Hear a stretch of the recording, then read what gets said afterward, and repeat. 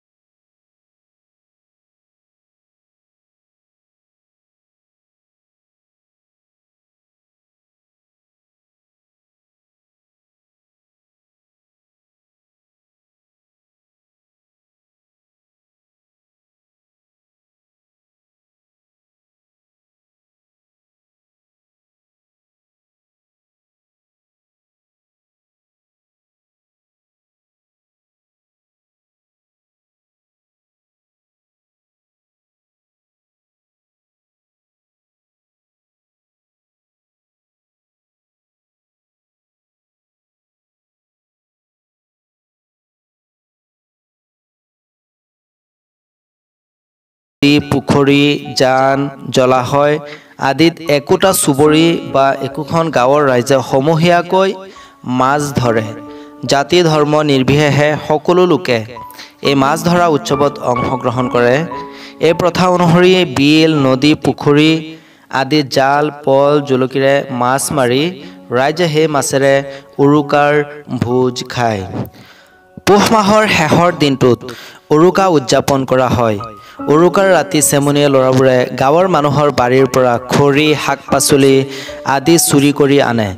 কাৰোবাৰ ঘৰত দুজনমান ল'ৰাই পিঠা খোৱাৰ চলেৰে সোমায় আৰু বাকী দুজনমানে বাৰীৰ পৰা কুকুৰা, পাৰ, জেউৰা, জপনা, আলু, কবি আদি চুৰ কৰি লৈ যায়। এই প্ৰথাৰ বাবে গৃহস্থই সাধাৰণতে উৰে ৰাতি ঘৰৰ বাৰী, চৌহদ আদিত চকু ৰাখে। এইদৰে অতি আনন্দ উল্লাসেৰে উৰুকা পালন কৰা হয়। Uruka feasting may be a family affair or communal. Uruka is the Bihu festival. It is the previous day of every Bihu. It is also associated with the junction of 2 months On this day, the women get ready for the next day with chira, pitha, laru, card, etc. In the day, fuel has to be gathered, fish has to be got from ponds, streams, and if possible, some meat too. In tribal setting, women prepare rice beer. মাঘ বিহুক ভোগালী অৰ্থাৎ ভোগৰ উৎসৱ বুলি কোৱা হয়। বিহু উপলক্ষে অসমীয়া ৰাইজে বিভিন্ন ধৰণৰ জা জলপান, পিঠা পনা আৰু লাড়ু প্ৰস্তুত কৰে। এই উৎসৱৰ এক বিশেষ পিঠা হ'ল তিল পিঠা। এই উৎসৱৰ সময়ত টেকেলি পিঠা, পানী পিঠা, চুঙা পিঠা, ঘিলা পিঠা, তেল পিঠা আদি বিভিন্ন পিঠাবিলাক বনোৱাৰ লগতে ভজা চাউল, কোমল চাউল, চিৰা, সান্দহ, মুড়ি, আখৈ, চুঙা চাউল ইত্যাদিৰে বিভিন্ন জলপান তৈয়াৰ কৰে। ঘৰতে পঠা বিভিন্ন দৈ, নানা টেঙা দৈ, চুঙা দৈ, মাখনেৰে আলহী অতিথিক আপ্যায়ন কৰা হয়। মাঘ বিহুৰ আন এটা ইম্পৰ্টেণ্ট ফিচাৰ হৈছে যে মাঘ বিহুৰ সময়ত বিভিন্ন ধৰণৰ খেল ধেমালি পালন কৰা হয়। One interesting feature of Magh Bihu is the holding of sports like wrestling, racing, jumping, buffalo fighting, egg fighting, and so on. In earlier times, more martial games like sword play and javelin throwing were customary. From weeks ahead, young people used to make camps on dry river banks and exercise themselves in the arts which were found necessary to defend the land from aggressors. মাঘ বিহুৰ এটা বৈশিষ্ট্য হৈছে বিভিন্ন খেল ধেমালিবিলাক। প্ৰাচীন কালৰ পৰা মাঘ বিহুৰ সময়ত শুকান নদীৰ ওচৰতেই বা শুকান নদীৰ পাৰত বিভিন্ন খেল ধেমালিবিলাক পালন কৰা হৈছিল। তেওঁলোকে বিভিন্ন ধৰণৰ মাৰ্চিয়েল গেমছবিলাক যেনে তৰোৱালৰ যুদ্ধ বা জেভেলিন যুদ্ধ, জাঠিৰ যুদ্ধ আদি এনেকুৱা ধৰণৰ বিভিন্ন যিবিলাক যুদ্ধৰ সৈতে জড়িত খেল ধেমালি সেইবোৰ কৰা হৈছিলে আৰু সেইবোৰ তেওঁলোকে অনুশীলন কৰিছিল যাতে আক্ৰমণকাৰীসকলৰ পৰা নিজকে সদায় বচাব পাৰে। কিন্তু বৰ্তমান সময়ত মাঘ বিহুৰ সৈতে বিভিন্ন জড়িত খেল ধেমালিবিলাক হৈছে মল্লযুঁজ, দৌৰ খেল, জাপ খেল, মহ যুঁজ, কণী যুঁজ, কুকুৰা যুঁজ ইত্যাদি খেল ধেমালিবিলাক।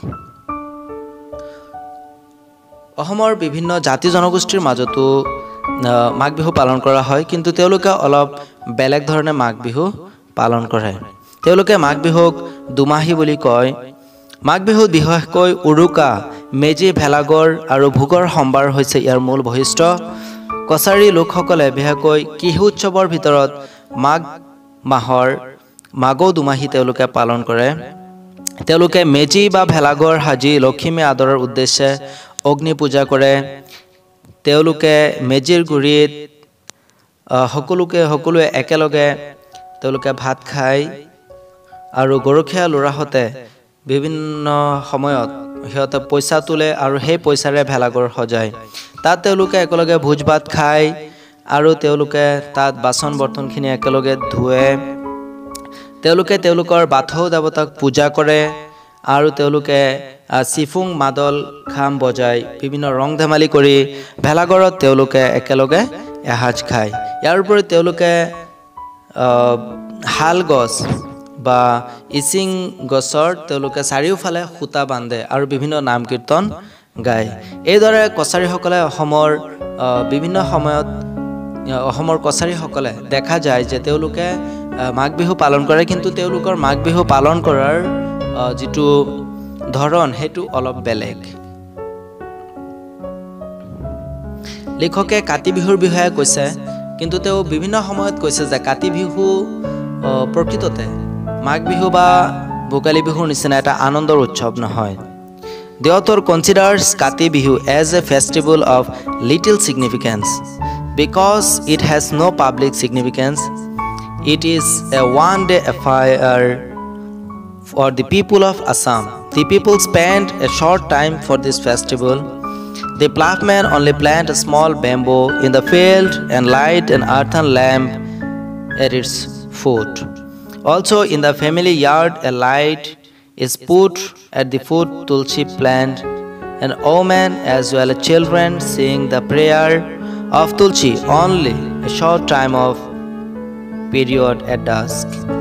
So Kati Bihu is a festival of little significance. লিখকে কৈছে অসমৰ প্ৰধান খেতি হৈছে শালি খেতি আৰু শালি খেতিৰ পৰা মানে প্ৰাচীন কালত যেটো সময়ত অসমত কেৱল শালি খেতি কৰা হৈছিল আৰু শালি খেতিৰ ওপৰতে অসমৰ মানুহৰ চাউল বা ধান সম্পূৰ্ণৰূপে নিৰ্ভৰশীল আছিল হে শালি খেতিৰ পৰা হোৱা শালি ধানৰ দ্বাৰাই এটা বছৰৰ খাদ্য মানুহে যোগাৰ কৰি লৈছিল আৰু শালি খেতি সাধাৰণতে আহাৰ শাওন মাহত ৰোৱা হৈছিল আৰু আঘোণ পুহ মাহত চপোৱা হৈছিল সো শালি ধান কটাৰ লগে লগে আহিন কাতি মাহত প্ৰায় মানুহৰ বছৰৰ জমা শেষ হৈ যায় আৰু আৰ্থিক দুৰৱস্থাই মানুহক কঙালী কৰে হে আহিন মাহৰ সংক্ৰান্তিৰ দিনা ধান গছৰ তলত চাকি বন্তি হেৱা জনাই যাতে ধান ভালে কুশলে আপদ বিপদ নোহোৱাকৈ তেওঁলোকে চপাব পাৰে সেই কাৰণে তেওঁলোকে পূজা অৰ্চনা কৰে